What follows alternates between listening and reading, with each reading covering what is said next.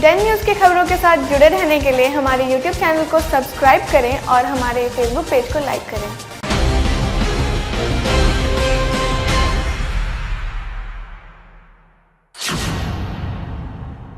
नमस्कार, स्वागत है आपका डेन न्यूज में और दिन भर की तमाम खबरों के साथ मैं हूं आरती सिंह। और अब खबरें विस्तार से। मुजफ्फरपुर में बेखौफ अपराधियों ने पुलिस को खुली चुनौती दी है। एक और पुलिस जहां लॉकडाउन लागू कराने के लिए सड़क पर चौकस है, तो दूसरी ओर बाइक सवार अपराधियों ने बीच शहर में दिन दहाड़े एक कैश वैन को लूटने में नाकाम रहने पर गार्ड को गोली मार दी। हालांकि जवाबी कार्रवाई में बैंक के गार्ड ने भी एक अपराधी को खदेड़ कर गोली मार दी, जिसके बाद घबराए अपराधी मौके से फरार हो गए। लेकिन बेखौफ लुटेरों ने जिस तरीके से अपने खतरनाक मंसूबों का परिचय दिया है, वह मुजफ्फरपुर पुलिस की कार्यशैली पर बड़े सवाल खड़े करती है। इस घटना में घायल बैंक गार्ड विजय सिंह को एक निजी अस्पताल में भर्ती कराया गया है, जहां उनकी हालत खतरे से बाहर बताई जा रही है। वहीं गार्ड की गोली से घायल लुटेरे को उसके साथी बाइक पर बैठाकर भागने में कामयाब रहे।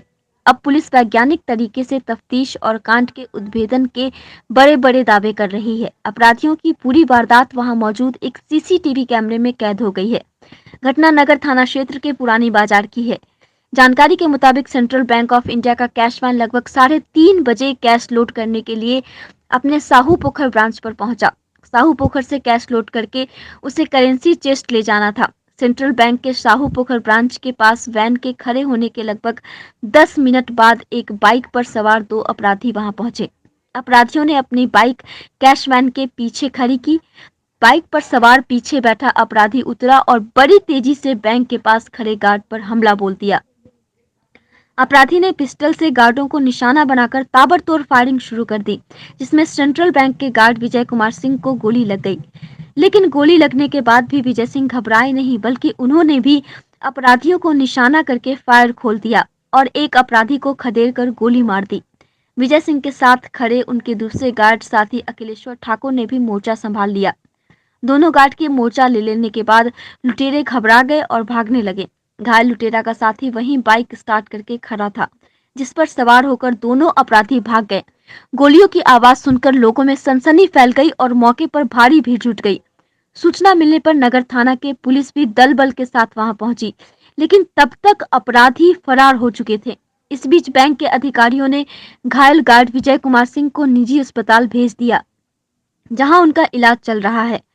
बैंक गार्ड विजय कुमार ने बताया कि अपराधियों ने 5 से 6 राउंड गोलियां चलाई, जिसके खोखे मौके से बरामद किए गए हैं। इधर मौके पर पहुंचे सिटी एसपी राजेश कुमार ने पूरी वारदात की पुष्टि की और कहा कि सीसीटीवी फुटेज को खंगाला जा रहा है। इसके अलावा अपराधियों के भागने की दिशा में भी लगे सीसीटीवी कैमरे की जांच की जा रही है। उन्होंने दावा किया कि जल्द ही इस कांड का उद्भेदन कर लिया जाएगा। 2 लोग थे। क्या हुआ? वो लोग अचानक आया और वहाँ पे जो है कैश लोड हो रहा था गाड़ी में। अचानक आया, जैसा लगा कि वो लोग ब्रांच में जा रहे हैं और गोली चला दिया। आपने चलाया गोली? जवाब में हमने भी गोली मारा उसको। वो घायल हो गया, लेकिन बाइक पे चढ़ के भाग गया। वो कहाँ पर गोली लगा हुआ उसको? उसको कमर में लगा हुआ है गोली। किधर भागा है वो लोग भागा है उधर शहर की तरफ। अच्छा, उतरते पहले फायरिंग कर दी कैसे लगा? नहीं, उतरते ही आराम से वो लोग आया है, जैसे लगा कि ब्रांच में जा रहा हो कस्टमर बन के, और अचानक गोली चला दिया। वो ये उतार रहे थे या लोड कर रहे थे? कैश लोड कर रहे थे हम लोग। बैंक का कैश जो है लेके और जा रहे थे मेन ब्रांच में। लॉकडाउन के बीच में एक बार फिर से मुजफ्फरपुर पुलिस को अपराधियों ने खुली चुनौती दी है। हम नगर के पुरानी बाजार के पास में मौजूद है, जहां बाइक सवार 2 अपराधियों ने बड़ी घटना को अंजाम दिया है। सेंट्रल बैंक ऑफ इंडिया है, जो कि साहू पोखर ब्रांच बताया जाता है। यहाँ पर इस ब्रांच के नीचे कैश लोड होने के लिए यहाँ पर कैश वैन गाड़ी लगी हुई थी। उसको बाइक सवार 2 बेखौफ अपराधियों ने लूटने का प्रयास किया। लूटने में असफल होने पर फायरिंग की, कई राउंड फायरिंग की। जवाबी कार्रवाई में जो कैश वैन के जो गार्ड है उनके द्वारा भी फायरिंग की जाती है। दोनों तरफ से मुठभेड़ होती है, कई राउंड फायरिंग की जाती है। हम उसी घटनास्थल पर इस वक्त मौजूद है, जहां पर घटना को अंजाम दिया गया है। गोलीबारी में जो बैंक के गार्ड हैं विजय कुमार, उसे पेट में गोली लगी है। बताया जा रहा है कि जो अपराधी है उन्हें भी पेट में गोली लगी है। हालांकि अब तक किसी अस्पताल में घायल अपराधी का भर्ती होने की सूचना नहीं है। तमाम पुलिस के पदाधिकारी, सिटी एसपी, डीएसपी, नगर एसएचओ के साथ तमाम पुलिस के पदाधिकारी घटनास्थल पर मौजूद है। मौके से 6 खोखे को बरामद किया गया है और जो सीसीटीवी फुटेज सामने आई उसमें साफ जो दिख रहा है उसमें कैसे 2 अपराधी आता है और लूटने का प्रयास करता है कैश वैन को। सीसीटीवी के आधार पे पुलिस पूरे मामले की तफ्तीश कर रही है। सिटी एसपी घटनास्थल पर लगातार मॉनिटरिंग कर रहे हैं। खुद सिटी एसपी से हम बात करने की कोशिश करेंगे। खुद सिटी एसपी राजेश कुमार घटनास्थल पर मॉनिटरिंग कर रहे हैं। सर, क्या घटना पूरा प्रतीत हुई? एक लूट का प्रयास का एक घटना है। 2 अपराधकर्मी सेंट्रल बैंक के कैश वैन पे जिस समय कैश लोड हुआ उसके बाद में एक बाइक पे 2 अपराधकर्मी आए और ताबड़तोड़ फायरिंग करने लगे। गार्ड को कब्जे में लेने का प्रयास किया। बचाव में गार्ड के द्वारा भी फायरिंग की गई और उसके फायरिंग के कारण में वो दोनों अपराधकर्मी अपने प्रयास में वो सफल नहीं हो पाए और यहाँ से भाग गए। अच्छा सर, सीसीटीवी के आधार पर जो तफ्तीश है सर, किस एंगल में वो जा रहा है? वो हम लोग अनुसंधान कर रहे हैं। सारे सीसी के फुटेज जो है हम लोग देख रहे हैं, बारीकी से देख रहे हैं। उसके अपराधकर्मी की पहचान करने का हम लोग प्रयास कर रहे हैं और उम्मीद है हम लोग घटना का उद्भेदन कर लेंगे। सर, जो कैश है वो कितना कैश उसमें कैश वैन में मौजूद था? बताया जा रहा है 88 लाख रुपया उसमें कैश में लोड किया जा चुका था, जिसे कि करेंसी चेस्ट में ले जाकर के जमा करना था। कितने लोगों को सर गोली लगी है? गोली गार्ड के पेट के पास में लगी है। सर, ऐसी शक जाहिर की जा रही है कि अपराधियों को भी गोली लगी है पेट में। वो तो गार्ड तो बता रहे हैं और जो उनके सुरक्षा अधिकारी वो बता रहे हैं कि उसमें गार्ड के द्वारा जो फायर किया गया उसमें से एक अपराधकर्मी भी जख्मी हुआ है। सर, ये जो दिन दहाड़े घटना घटी है, कहीं ना कहीं मुजफ्फरपुर पुलिस को चुनौती है इस घटना को उद्भेदन करना। बिल्कुल हम लोग इसमें लगे हैं और इसका उद्भेदन भी हम लोग करेंगे। क्योंकि सर लॉकडाउन चल रहा है, हर पॉइंट्स पर चेकिंग अभियान चलाए जा रहे हैं, हर पॉइंट पर चेक किए जा रहे हैं। उस बीच अगर हथियार लेकर कोई शहर में अपराधी चलते हैं तो सर किस तरह का ये इसको देखेंगे आगे? अपराधी भी वैसे रास्ते को सेलेक्ट किए होंगे जहाँ पे पुलिस की गतिविधि नहीं होगी। बहुत सारे गलियाँ हैं मुजफ्फरपुर शहर में। अपराधकर्मी उन गलियों से वाकिफ होंगे और गलियों का सहारा लेते हुए यहाँ तक वो आए होंगे। इस कारण से वो पुलिस की नज़र में नहीं आ पाए।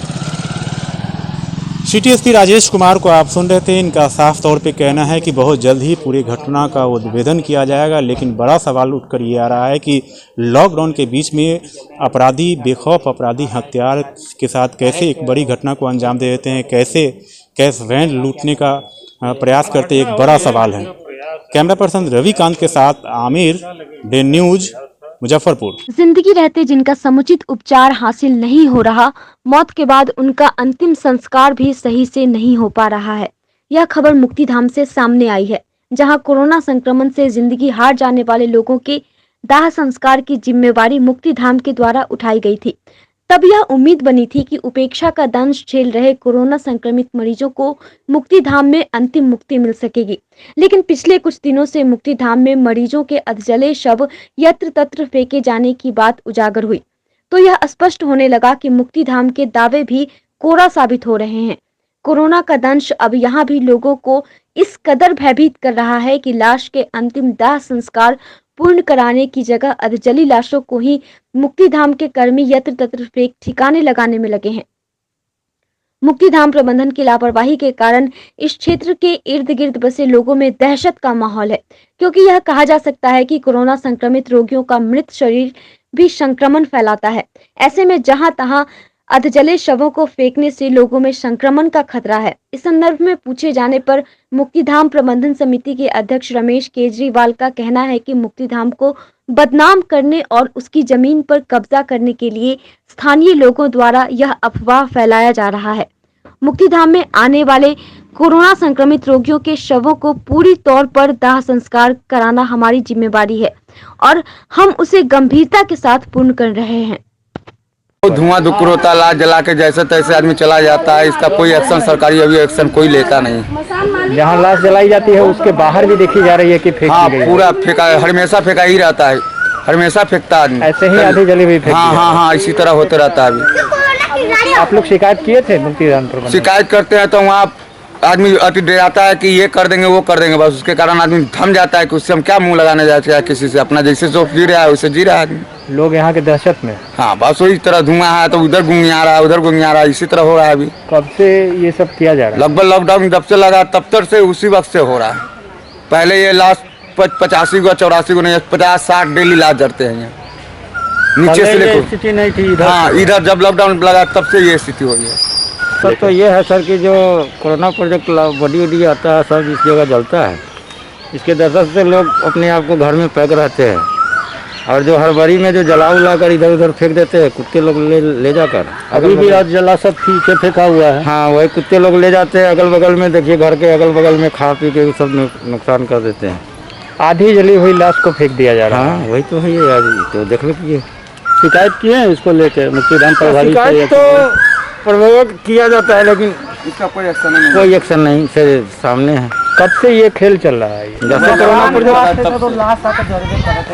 कोरोना शुरू हुआ तब कहाँ आधे अधूरे थे, किस जगह थे? अभी भी ठीक आपके सरदारगढ़ के ठीक पीछे में जो मैदान है उसमें आधे अधूरे सब अभी भी चल रहा है। आप चलिए और कोई आधा अधूरा नहीं मिलेगा। अगर है तो अभी तुरंत आप चल करके देखिए। हम लोग वहीं से हाँ नहीं आइए चलिए हमारे साथ में। वो लकड़ी जल रही है, आधे अधूरे कोई भी नहीं है, उसके अंदर लकड़ी जल रही है और लकड़ी उसको गिरा उधर डाला गया है। जलती हुई लकड़ी को उधर फेंका जा रहा है। जलती हुई लकड़ी सुनिए, जलती हुई लकड़ी राख जो सुबह सुबह मॉर्निंग में इसको जो है क्या नाम है साफ किया जाता है। यहाँ पर डेली जो है लगभग 10-10 लाशें जलती हैं। उसके जो राख और लकड़ी जो कि अधूरी लकड़ी उसको या तो उधर फेंक दी जाती है या आप सामने देखिए वहां पर टाल लगी हुई है, देखिए उधर वहां पर दिखलाइए उसको, वो टाल लगी हुई है। वो लकड़ियां जो हैं वो जो सफाई कर्मी हैं वो उसमें से ले करके उसको वहां देते हैं और कुछ लकड़ियां छोटी छोटी लकड़ियां जो होती है या बड़ी वो उसमें से कुछ उधर में फेंक देते होंगे। नहीं आमतौर पे क्योंकि पीछे मोहल्ला भी है तो जली हुई लकड़ियां जो नहीं जली हुई लकड़ी मोहल्ले से उसको कोई मतलब नहीं है। वहां से 100-150 फीट आगे में मोहल्ला है, उसको इससे क्या मतलब है? 150 फीट उससे आगे है। के टुकड़े भी हैं। नहीं हाँ मानव अवशेष के टुकड़े, मानव अवशेष के टुकड़े आप चल करके, हम लोग हैं सामने में, आप चल करके मेरे को दिखलाइए।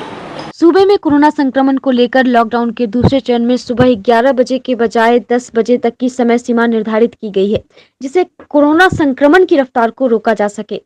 पर लॉकडाउन के इस नियम का असर नहीं दिख रहा है। सुबह से ही लोग बाजारों में सोशल डिस्टेंसिंग की धज्जियां उड़ाते नजर आए। 2 गज की दूरी, मास्क है जरूरी, यह बातें सिर्फ विज्ञापनों में ही नजर आ रही है, बाजारों में नहीं। यह तस्वीरें जो आप देख रहे हैं यह मुजफ्फरपुर जिले के प्रमुख बाजार सैयागंज टावर चौक की है। तस्वीरों में आप साफ देख रहे होंगे कि लोग किस तरीके से सोशल डिस्टेंसिंग और मास्क पहने बगैर लॉकडाउन को लेकर बनाए गए कोरोना प्रोटोकॉल का अनुपालन करते नहीं दिख रहे हैं। नगर डीएसपी रामनरेश पासवान ने बताया कि प्रशासन बार बार माइक के जरिए लोगों से अपील कर रही है, पर लोग हैं कि मानते नहीं। ऐसे लोगों पर पुलिस कार्रवाई भी कर रही है। देखिए जिनको इमरजेंसी सेवा है उन्हें छूट भी प्रदत्त की गई है, वो जाएं, उन्हें सहयोग किया जाएगा। लेकिन जो अनावश्यक रूप से घूम रहे हैं उनके विरुद्ध तो सख्त कार्रवाई हम लोग कर रहे हैं। लेकिन जो इमरजेंसी सेवा के जा रहे हैं, जिनको किसी को दवाई लेना है या इलाज कराना है या वैक्सीनेशन कराना है, उनको हम लोग जाने देते हैं। सबकी जांच कर रहे हैं। जो इमरजेंसी में जा रहे हैं उन्हें छूट दी जा रही है। बाकी लोगों के लिए है कि भाई ज़रूरत पर ही निकलें, ऐसे ना निकलें घरों से। संक्रमण की स्थिति बहुत खराब है। कोरोना की दूसरी लहर ने बड़े पैमाने पर अपना शिकंजा कसना शुरू कर दिया है। इसके बाद भी लोग कोरोना को लेकर पूरी तरह बेपरवाह नजर आ रहे हैं। वहीं शासन प्रशासन भी इस ओर कोई विशेष ध्यान नहीं दे रहा है। जहां स्वास्थ्य विभाग सिर्फ वैक्सीनेशन को लेकर गंभीर दिख रहा है, वहीं प्रशासनिक अमले में कोरोना को लेकर कोई तैयारियां नहीं है। लापरवाही का आलम यह है कि सोशल डिस्टेंसिंग का तो कोई पालन नहीं कर रहा है। मास्क भी लगाना व्यक्ति जरूरी नहीं समझता। उसी का परिणाम है कि जिला मुख्यालय से करीब 3 किलोमीटर दूर वार्ड 2 के राहुल नगर मोहल्ले में कई लोग कोरोना की चपेट में हैं। इस बार जो भी पॉजिटिव पाया जा रहा है उसे बजाय अस्पताल में रखने के उन सभी को होम क्वारंटीन कर अपनी जिम्मेदारियों से पल्ला झाड़ा जा रहा है। वार्ड पार्षद गायत्री चौधरी ने बताया कि मोहल्ले में कोरोना की चपेट में कई लोग आ चुके हैं, जिनके लिए जांच की कोई व्यवस्था नहीं है। बैरिया बस स्टैंड में जांच किया भी जा रहा था, उस सेंटर को बंद कर दिया गया है। बार बार लिखित शिकायत के बावजूद उसे चालू नहीं किया जा रहा है, जिससे संक्रमितों का सही आंकड़ा सामने नहीं आ पा रहा है। बहुत बुरा स्थिति है। नौजवान लड़का सब 3-4 नौजवान जो 40 के नीचे हैं वो लोग चले गए हैं और ऊपर का लोग सब 8-9 है। टोटल अभी आपके वार्ड में कितने लोग कोरोना पॉजिटिव होंगे? वार्ड का तो पूरा नहीं है, इसलिए कि जांच केंद्र कहीं होता तो पता चलता कि पूरा कितना पॉजिटिव है, लेकिन अभी भी बहुत लोग मरने का हमको लगता है कि 100 संख्या हो गया होगा। मतलब प्रशासन की ओर से यहाँ जांच का कोई प्रबंध नहीं, कोई व्यवस्था नहीं है। जांच की जा रही है, सैनिटाइजर ये सब सैनिटाइजिंग हो रहा है, हाथ से भी, निगम के तरफ से भी, लेकिन स्वास्थ्य विभाग से कोई व्यवस्था नहीं है। कितने लोग अभी होंगे जो कोरोना पॉजिटिव होंगे? मोहल्ला में दहशत का माहौल है। बहुत लोग है जो बताता भी नहीं है, छिपा रहा है इसको, घर पैक करके अंदर में दवाई खा रहा है, रह रहा है। और बाहर वाला भी लोग सब बहुत पूछने, बहुत पता करने के चक्कर में नहीं है कि सब डर रहा है, संक्रमण का बीमारी है, इससे लोग डर रहा है। बड़ी संख्या में लोग जो है मोहल्ले छोड़ के गांव में भी जा चुके हैं। गांव में भी जा चुके हैं बहुत लोग, मोहल्ला छोड़ के, और बहुत लोग जो हैं वो घर में दुबक गए हैं कि बाहर से कहीं से कोई संक्रमण ना आ जाए। मतलब इतनी संख्या होने के बावजूद अभी तक कंटेनमेंट जोन घोषित नहीं किया गया इसको? नहीं, कुछ नहीं हुआ है। 17-18 आदमी डेथ किए हैं, जिसमें 8-10 आदमी हैं पॉजिटिव कोरोना से डेथ किए हैं, और लोग भी पॉजिटिव है, और कुछ लोग जो और बीमारी से मरे हैं। लेकिन 18 लोग का पूरा है कल तक में मोहल्ला में। आपके स्तर से इस बात को रखा गया है स्वास्थ्य विभाग को और जिलाधिकारी का?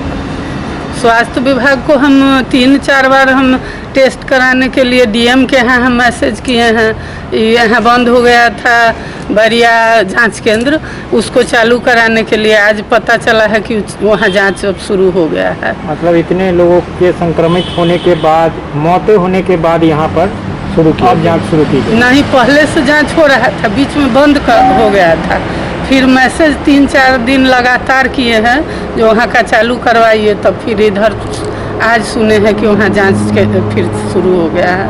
कोरोना संक्रमण के बीच जान बचाने के लिए महानगरों से लौटे मजदूर अब फिर एक बार रोजगार की तलाश में बड़े महानगरों की ओर रुख करने लगे हैं।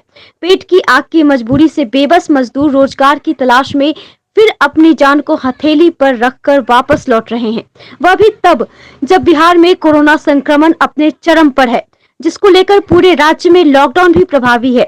लेकिन इन तमाम बंदिशों के बीच भी रोज हजारों की संख्या में प्रवासी मजदूर मुजफ्फरपुर और उसके आसपास के जिलों से वापस पंजाब, मुंबई, कोलकाता और दिल्ली लौट रहे हैं। वहीं बिहार सरकार ने प्रवासी मजदूरों को रोजगार देने का वादा तो किया, लेकिन इन तस्वीरों से लगता है कि बिहार सरकार रोजगार देने के मामले में फेल हो रही है। काम करने जा रहे हैं। काम करने जा रहे हैं। जरूर नहीं लग रहा है कोरोना का इतना लगातार संक्रमण अभी भी मिल रहा है? डर क्यों लगे? यहाँ भूखे मरे, भूखे मरे यहाँ पर। बिहार सरकार रोजगार नहीं दे रही है? कहाँ दे रहा है? भूखे यहाँ का क्यों मरे? मैं वहाँ पे काम करता हूँ। लॉकडाउन में वापस आए थे? नहीं, मैं शादी के लिए वापस आया था। लगातार संक्रमण बढ़ रहा है, मुंबई में थोड़ा कम हो गया है, लेकिन जो खौफ तो अभी भी है लोगों में। जरूर नहीं लग रहा है आपको? नहीं, हम लोग का मास्क पहने रहते हैं, सैनिटाइजर यूज करते हैं। इसलिए जा रहे हैं। सरकार रोजगार देने की बात करती है बिहार में, क्या मिला है? अभी तो हमको तो नहीं मिला है, लेकिन धीरे धीरे प्रयास हो रहा है। काम करने के लिए? काम करने जा रहे हैं। कोरोना में तो आए थे ना वापस? हाँ, वापस आए थे ना कोरोना में? क्या लॉकडाउन में वापस आए थे क्या? नहीं जा रहा है। नहीं जा रहा है। कहाँ जा रहे? सूरत जा रहे हैं? नहीं, घर तो बिहार है। अभी कहाँ जा रहे हैं? सूरत जा रहा है काम करने। काम चल रहा है? चल रहा है। कोरोना भी इतना बढ़ा हुआ है, अब जा रहे हैं। क्या कर पेट के लिए तो जाना ही पड़ेगा। पेट के लिए जाना पड़ेगा। वहीं इसको लेकर राजद के जिलाध्यक्ष रमेश गुप्ता ने भी बिहार सरकार पर निशाना साधा और कहा कि मुख्यमंत्री जी सिर्फ बोलते हैं, करते कुछ नहीं। सरकार प्रवासी मजदूरों को रोजगार देने में विफल है। गौरतलब है कि पिछली बार जहां प्रवासी मजदूर आ नहीं रहे थे, ऐसे में कई कंपनियों ने उन्हें पूरे आदर मान के साथ गाड़ियों को बिहार भेजकर वापस बुलवाया था। लेकिन इस बार हालात ठीक इसके विपरीत है। इस बार मजदूर खुद अपने ही खर्चे पर बाहर लौट रहे हैं। कोरोना संक्रमण के बीच में ही मजदूरों से वापस लौटने का कारण पूछने पर मजदूरों ने बताया कि कोरोना की वजह से उनके सामने आर्थिक तंगी है, वहीं बिहार में काम भी नहीं मिल रहा है। ऐसे में बाहर लौटना उनकी मजबूरी है। नीतीश कुमार जी द्वारा 2020 के कोरोना काल में भी कहा गया था कि प्रवासी मजदूर जो आएंगे उनके लिए हम काम लगाएंगे और हम तमाम लोगों को रोजगार मुहैया कराने का काम करेंगे। उस समय भी कोई रोजगार मुहैया इन्होंने नहीं कराया। सारे प्रवासी मजदूर यहाँ तक कि बस लगा के पंजाबी लोग यहाँ बस लगा दिया और यहाँ से बस के द्वारा पलायन किए। इस बार भी इन्होंने शुरू के दिनों में इन्होंने कहा था कि हमारे जो प्रवासी मजदूर आना चाहते हैं आ जाएं और यहाँ मैं काम दूंगा, और डेली बयानबाजी करते हैं माननीय मुख्यमंत्री जी। लेकिन आज भी मजदूर पलायन कर रहे हैं, किसी को कोई रोजगार नहीं मिल रहा है, कहीं कोई काम नहीं है। सैनिटाइजर करने के लिए इन्होंने कहा था कि गांव में पंचायत स्तर पर सैनिटाइजर का काम किया जाएगा और 6 लोगों को मास्क दिया जाएगा, मुखिया के द्वारा या पंचायत सेवक के द्वारा दिया जाएगा। कल भी हम 2 पीएससी का हम लोगों ने दौरा किया है, लेकिन कहीं वहां के प्रभारियों का कहना है, वहां के प्रखंड विकास पदाधिकारी का कहना है कि हम लोगों को कोई ऐसा लिखित का आदेश नहीं आया है, हमारे पास पैसा नहीं है, हम कहां से सैनिटाइज कराएं और कहां से हम मास्क देने का काम करें, कहां से हम साबुन दें। मतलब ये सरकार भगवान भरोसे हम लोगों को छोड़ दिया है, जो जिंदा रहे या मर जाइए, हम लोग भगवान भरोसे चल रहे हैं। सब लोग अपनी जान बचाने के लिए अपने अपने घर में रह रहे हैं और हम आपके चैनल के माध्यम से अपील भी करेंगे कि अपनी जान बचाने के लिए सरकार पर भरोसा नहीं करते हुए आप अपने घर में रहिए, सुरक्षित रहिए, जान बचाइए। मुजफ्फरपुर पुलिस अक्सर अपने कार्य प्रणाली की वजह से चर्चा में बनी रहती है। वहीं इस बार एक अधिवक्ता को गंदी गाली देने के वायरल ऑडियो के कारण चर्चा में है। एक अधिवक्ता ने जब लॉकडाउन के उल्लंघन से संबंधित शिकायत की तो सदर थानाध्यक्ष सत्येंद्र सिन्हा ने अभद्र भाषा का प्रयोग किया। आपको बता दें कि लॉकडाउन को सख्ती से पालन करवाने के लिए कई गाइडलाइंस बनाई गई है, जिसको पुलिसकर्मियों को सख्ती के साथ पालन करवाना है। विगत सोमवार को सदर थाना क्षेत्र के पताही में एक समारोह में काफी तेज आवाज में डीजे बज रहा था, जिसकी शिकायत अधिवक्ता कुमार हर्ष ने फोन के माध्यम से सदर थानाध्यक्ष से की, जिसके बाद सदर थानाध्यक्ष आग बबूला हो गए। साथ ही फोन पर ही अधिवक्ता को भद्दी गाली देने लगे, जिसको अधिवक्ता हर्ष ने रिकॉर्ड कर लिया और सोशल मीडिया पर वायरल कर दिया। कुछ ही समय में वायरल ऑडियो जंगल में आग की तरह फैल गई, जिसे लेकर मुजफ्फरपुर के अधिवक्ताओं में काफी आक्रोश है। पूरे मामले पर मुजफ्फरपुर बार एसोसिएशन के पदाधिकारी सुधीर ओझा ने बताया कि सदर थानाध्यक्ष के द्वारा अधिवक्ता समाज को गंदी गाली दी गई है, जो काफी निंदनीय है। अभी लॉकडाउन के कारण कोर्ट बंद है, कोर्ट खुलने के बाद मानहानि का मुकदमा दर्ज करेंगे। हालांकि डेन न्यूज इस वायरल ऑडियो की पुष्टि नहीं करता है। हेलो जी, सदर थाना मुजफ्फरपुर से बोल रहे हैं। जी बोल रहा हूँ। जी, मैं कुमार हर्ष बोल रहा हूँ, अधिवक्ता हूँ, मादापुर चौबे से बोल रहा हूँ। बोलिए। जी, अभी हमारे गांव में एक कमल कृष्ण पांडे उर्फ गोपाल क्या हमारे गाँव में मादापुर चौबे में। हाँ, क्या हो रहा है? आवाज नहीं आ रहा ठीक। जी, हमारे गांव मादापुर चौबे में कमल कृष्ण पांडे उर्फ गोपाल पांडे के यहाँ अनियंत्रित आवाज में डीजे की आवाज आ रही है हमको। हम एसएसपी महोदय को भी फोन किए हैं, लेकिन वो रिसीव नहीं किए हैं। उसके बाद आपको किए हैं, अगर थोड़ा उसको आप आकर कंट्रोल कर दे या जो भी हो। हमारे घर में 3-4 हार्ट पेशेंट है सर, और वो इतने अनियंत्रित आवाज में कर रहे हैं। डेसिबल नाप लिए हैं आप? डेसिबल क्या?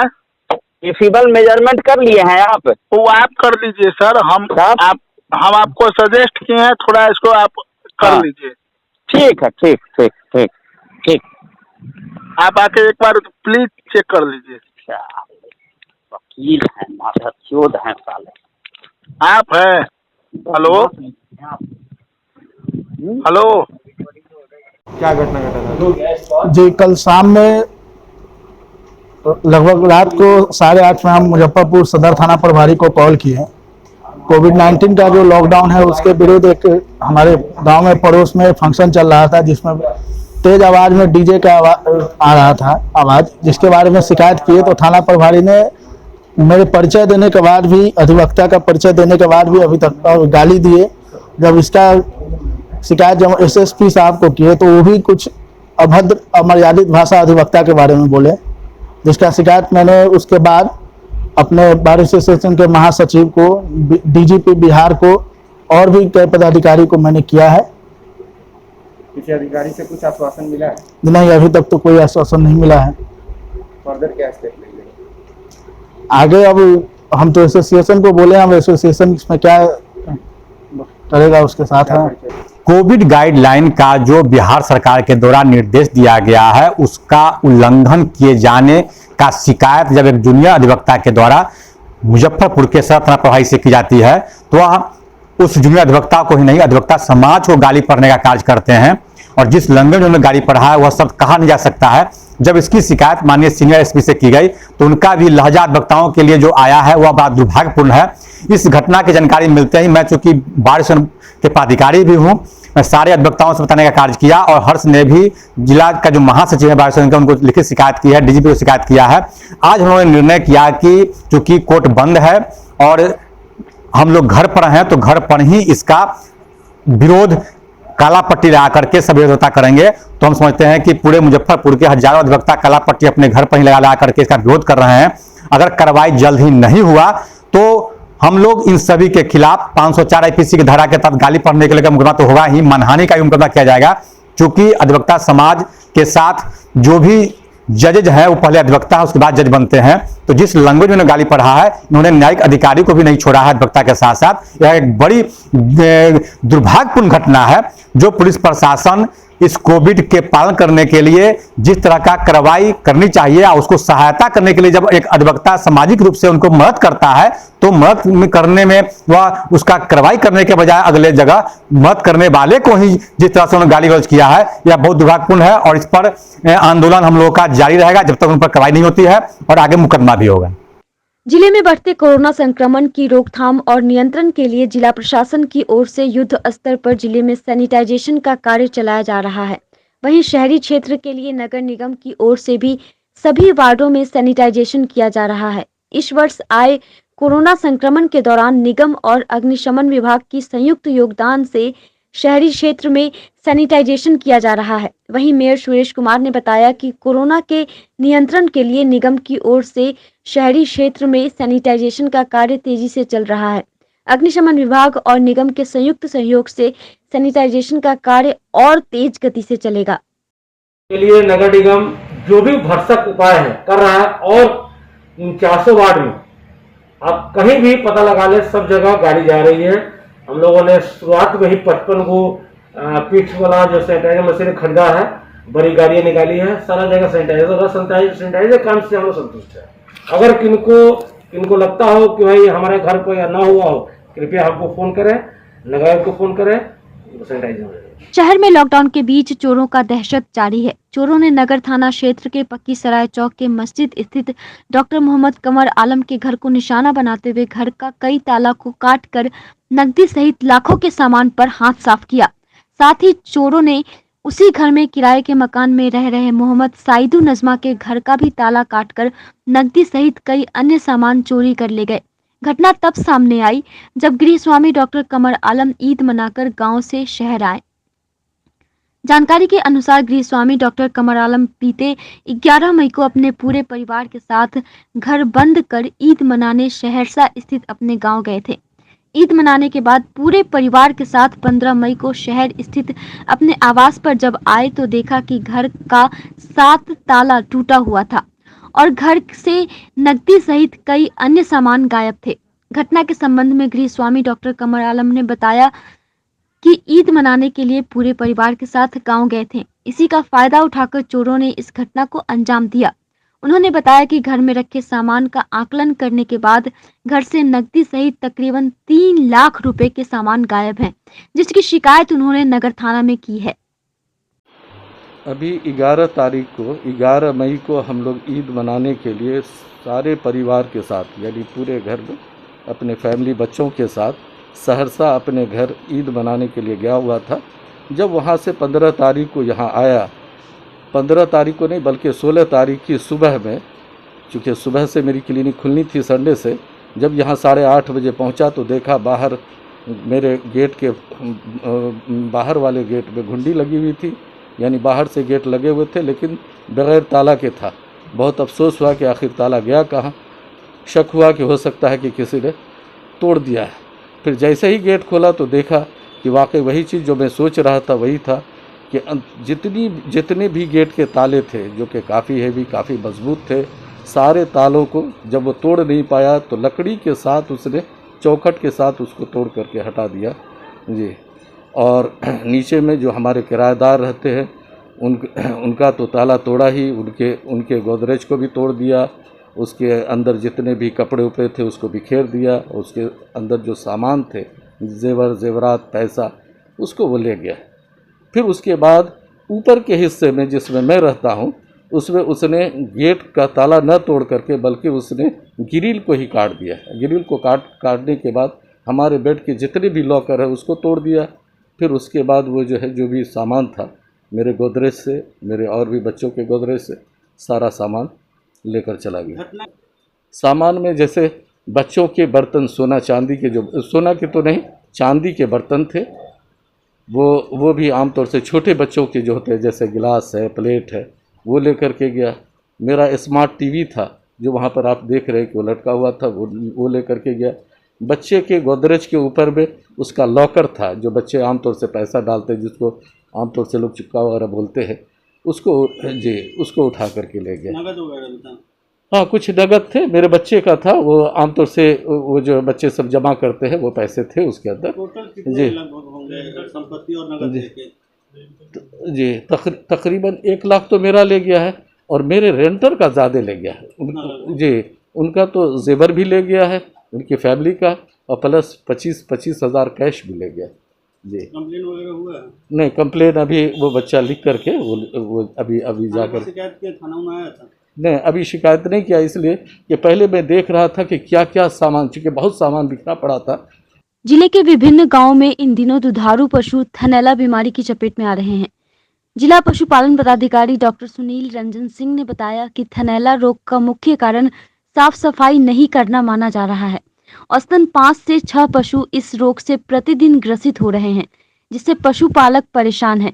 उन्होंने बताया कि थनैला के कारण थन खराब होने की संभावना रहती है, दूध के बदले खून निकलता है। ऐसे में पशुपालकों को विशेष सावधानी बरतते हुए पशुओं की साफ सफाई पर विशेष ध्यान रखना चाहिए।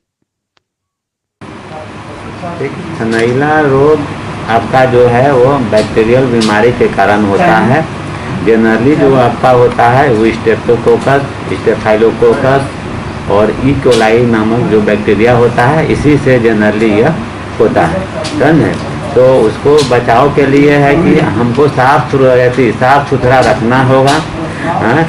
अगर कभी कभी क्या होता है कि ग्वाला लेके आया, दूसरा जगह से इन्फेक्शन लेके आया और ग्वाला लेके दूसरा को दूहने लगा, उसके कारण भी उसको माने कि इन्फेक्शन हो जाता है, जिसके कारण थनैली हो जाता है। कभी कभी क्या होता है कि दूध निकाल रहा है, दूध निकालने के समय उसका टीट जो होगा खुला रह जाता है, ज़मीन में मान लीजिए कि कीड़ा मकोड़ा है, उससे इन्फेक्शन हो जाता है, तो उससे भी उसका हो जाता है। कभी कभी क्या होता है कि ईंट का सोलिंग बना के लोग रखे रहता है और वो बराबर मात्रा में रहता नहीं, कहीं बैठ जाती है तो चोट लग जाता है तो थन में सूजन हो जाता है, जिसके कारण कि उसको माने थनैला हो जाता है। कभी कभी क्या होता है कि पूरा लोग दूह लेता है, बच्चा को रहता नहीं है, बच्चा जो बड़ा हो जाती है और उसको जोर से जो मारती है उस समय भी उसको चोट लग जाता है। चोट लगने से उसका जो होता है मिल्क वेन सब डैमेज हो जाता है, जिसके कारण उस समय भी थनैला हो जाता है। ऐसा नहीं होता है, उसको संक्रमण तभी होगा जब आप अगर एक गाय में है दूहने के समय अगर उसके उसी हाथ से अगर दूहते हैं तो उसको हो सकता है। मतलब गाय से गाय नहीं? हाँ, नहीं, गाय से गाय नहीं है, बैठे भी कुछ नहीं होगा। जिले में अभी तक कितने इस तरह की शिकायत मिली है या फिर इस देखिए तो छिटपुट सब जगह होते रहते हैं। तो जनरली बैक्टीरियल है, चाहे चोट लगने से भी हो जाते हैं, कभी कुछ हो जाते हैं, थन फूल जाते हैं। ये तो छिटपुट हमेशा ही तो होते रहेंगे। न्यायालय के आदेश के बावजूद गृह रक्षा वाहिनी और अग्निशमन विभाग में 90 अभ्यर्थियों की नियुक्ति नहीं की जा रही है। मंगलवार को जिलाधिकारी प्रणव कुमार को आवेदन सौंप बहाली से वंचित युवाओं ने जल्द से जल्द बहाली की मांग की। गृह रक्षा वाहिनी और अग्निशमन विभाग में 309 सीटों पर 2011 में रिक्तियां निकाली गई थी। 2016 में 260 युवक युवतियों ने नियुक्ति प्रक्रिया पूरी की। इसके बाद 2018 में 143 अभ्यर्थियों को सेवा में ले लिया गया। वहीं 90 अभ्यर्थियों को अभी तक ज्वाइनिंग लेटर प्राप्त नहीं हुआ है, जिसे लेकर सोमवार को जिलाधिकारी को ज्ञापन सौंप जल्द से जल्द नियुक्ति प्रक्रिया शुरू करने की मांग अभ्यर्थियों ने की। विज्ञापन सौंपे हैं कि 2011 में विज्ञापन आया था, हम लोग बहाली के लिए अटेंड भी किए थे, सब कुछ में पास भी हैं। उसके बाद कुछ लोगों का बहाली हुआ, कुछ लोग रुक गए हैं। तो उसके बाद हम लोग धरना पे बैठे तो डीएम साहब आदेश दिए कि आप लोग कोर्ट में केस किए हुए हैं, वहाँ से डिग्री लेके आइए, उसके बाद कुछ सुनवाई होगी। हम लोग ने हाई कोर्ट में केस किया, डिग्री भी हो गया। डिग्री होने के बाद ये मुख्यालय, पटना मुख्यालय से लेटर आया है डीएम साहब के बाद कि जो भी मामला है उसको जल्द से जल्द निपटारा किया जाए, लेकिन डीएम साहब अभी इस पर कोई भी सुनवाई नहीं कर रहे हैं। कितने लोगों की बहाली हुई थी, कितने लोग वंचित रह गए? 309 सीट था, जिसमें से 262 लोग पास किए थे, जिसमें से 193 लोग को प्रशिक्षण के लिए भेज दिया गया है। बाद बाकी जो हम लोग बचे हैं 93 लोग, उनका भी मेरिट बन चुका था, लेकिन कारण क्या था वो विभाग जाने, लेकिन हम लोग को प्रशिक्षण के लिए अभी तक भेजा नहीं गया। यहाँ से क्या आश्वासन मिला है? यहाँ से आश्वासन मिला है, कुछ दिन पहले, 1 महीने पहले डीएम साहब के मिले थे हम लोग डिग्री लेके, तो उन्होंने कहा था कि डिग्री लेके आए हो तो जॉब तो होगा ही, लेकिन उसके बाद अभी तक कोई सुनवाई नहीं। आज क्या बोले हैं? आज तो अभी तक मिले नहीं है। केस मतलब ये उनका केस लड़ रहे थे, तो डीएम साहब बोले जब केस का आदेश लेकर के आइए तो आप लोग का डिग्री होगा, जॉब हो जाएगा। मगर आदेश आने के बाद भी कोई पहले आए थे आदेश 3 महीना पहले आया है। 3 महीने के बाद अभी तक नहीं, अभी तक कुछ भी नहीं है।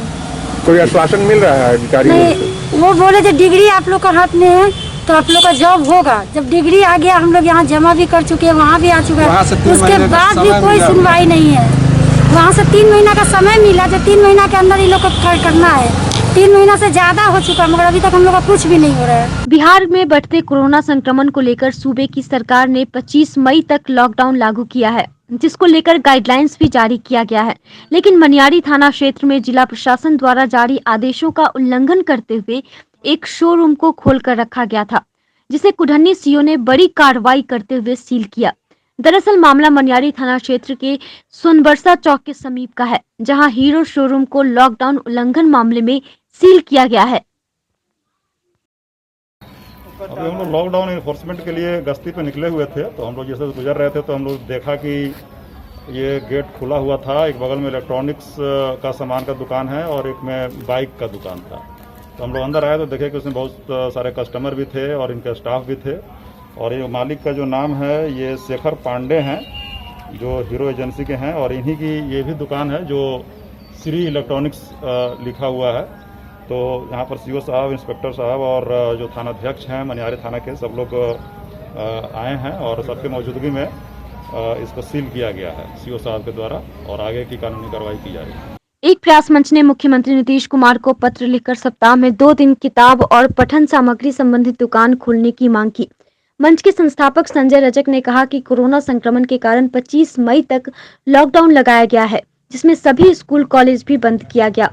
पर जो बच्चे सरकारी स्कूल में पढ़ रहे हैं, इनके खाते में किताब के पैसे को सरकार के द्वारा भेजा गया, लेकिन किताब की दुकान बंद होने से बच्चे किताब नहीं खरीद पा रहे हैं, जिसके कारण बच्चों की पढ़ाई में समस्या उत्पन्न हो रही है। इसलिए सप्ताह में कम से कम 2 दिन किताब और पठन सामग्री से संबंधित दुकान खोलने का आदेश दे, ताकि बच्चों की पढ़ाई में कोई बाधा उत्पन्न न हो, बच्चे घर पर ही रहकर पढ़ाई कर सकें और आगे बढ़ सकें। कोरोना संक्रमण के कारण 25 मई तक लॉकडाउन लगाई गई है, जिसमें कि सभी स्कूल कॉलेज सभी बंद हो गए हैं। पर सरकारी स्कूल में जो बच्चे पढ़ रहे थे, उन सभी बच्चों को बैंक खाता में माननीय मुख्यमंत्री जी के द्वारा अपने जिला के 7,95,000 बच्चों को किताब का पैसा दिया गया, पर किताब की दुकान बंद होने से बच्चों को किताब खरीदने में बहुत सारी समस्या हो रही है, जिसके कारण बच्चों की पढ़ाई में समस्या उत्पन्न हो रही है। मैं आज एक प्रयास मंच के माध्यम से, अपने मंच के माध्यम से माननीय मुख्यमंत्री जी से यह मांग करता हूं कि कम से कम 2 दिन हफ्ता में जितने भी किताब दुकान है, पठन सामग्री है, उन सभी को हफ्ता में 2 दिन खोलने का आदेश दे, ताकि जो पैसा माननीय मुख्यमंत्री जी के द्वारा किताब का पैसा बच्चों के खाता में भेजा गया है, वो बच्चे पैसा निकाल कर किताब खरीद कर खुद घर पर पढ़ाई कर सके, ताकि बच्चों का पढ़ाई चलते रहे और बच्चे आगे बढ़ते रहे। रविवार को बिहार छात्र संघ के द्वारा ऑनलाइन के माध्यम से बिहार में कोरोना की स्थिति के बारे में चर्चा की गई, जिसमें संघ के राष्ट्रीय अध्यक्ष गौतम सिंह, प्रदेश प्रभारी निवेश सिंह, जिला अध्यक्ष करण सिंह सहित दर्जनों सदस्यों ने वर्चुअल रूप से ऑनलाइन जुड़कर चर्चा में भाग लिया और कोरोना मरीजों को हो रहे समस्याओं के समाधान के लिए एक टीम गठित करने का निर्णय लिया। पूरे बिहार के पदाधिकारियों तथा सपोर्टर तथा कार्यकर्ताओं के साथ बैठक रखी गई ऑनलाइन जूम पे, जिसपे कि बहुत सारे इस कोरोना वैश्विक महामारी को लेकर चर्चा हुआ और चर्चा यही हुई कि बहुत सारी जगह सरकार नाकाम है, तो हम सभी युवा साथी एक पहल करें और जहां भी हो सके जो मदद करें। ऐसे भी हम सभी युवा साथी बिहार के कोने कोने में जो भी जरूरतमंद आते हैं, किसी को हॉस्पिटल में बेड नहीं मिल रहा, कहीं पे ऑक्सीजन की कमी, तो ऑक्सीजन पहुंचवाना, चाहे कोई भी हेल्थ डिपार्टमेंट का कोई काम हो, चाहे कुछ भी हो, हम लोग जरूर मदद करते हैं। और हमारे मुजफ्फरपुर में ऐसे भी साथी हैं जो कि अगर कोई कोरोना पेशेंट है, उनका फैमिली में खाना नहीं बन रहा, तो उनको खाना पहुंचवाने का काम करते हैं। ऐसे बहुत सारे युवा साथी हमारे साथ जुड़े थे, जिसमें कि खाना पहुंचाने का काम सब्बू मिर्जा जी कर रहे हैं और आपको हॉस्पिटल में अथी का करण सिंह जी कर रहे हैं और भी बहुत पदाधिकारी हैं जो कि पवन ठाकुर जी जो है गोपालगंज में कर रहे हैं, गुंजन भाई जो है पटना में कर रहे हैं, मोतिहारी में है, सीतामढ़ी में धनराज बाबू हैं, मुजफ्फरपुर में के सभी पदाधिकारीगण हैं, महिला मोर्चा के सभी पदाधिकारीगण हैं। हम लोग बिल्कुल मदद कर रहे हैं और इस पे एक टॉपिक आई है कि मुजफ्फरपुर में मनियारी हॉस्पिटल के लिए हम लोग आवाज उठाने वाले हैं, क्योंकि इस वैश्विक महामारी में अभी तक वो हॉस्पिटल चालू नहीं किया गया, किस कारण बंद है, उसको चालू करवाना हम लोग का दायित्व है और हम लोग वो करवा के रहेंगे। और इसी तरह से जो भी युवा साथी अच्छे नेक कार्य कर रहे हैं इस कोरोना महामारी में, उनको हम लोग धन्यवाद देते हैं और उनको जो भी मदद हो सकेगा हम लोगों की तरफ से करेंगे। और बिहार छात्र संघ हमेशा से कोरोना महामारी से लड़ने के लिए समाज में उतरी है, सेवा की है और आगे भी करती रहेगी। आज की खबरों में बस इतना ही। कल फिर मिलेंगे कुछ नई खबरों के साथ, तब तक के लिए हमारी न्यूज टीम को दीजिए इजाजत। नमस्कार।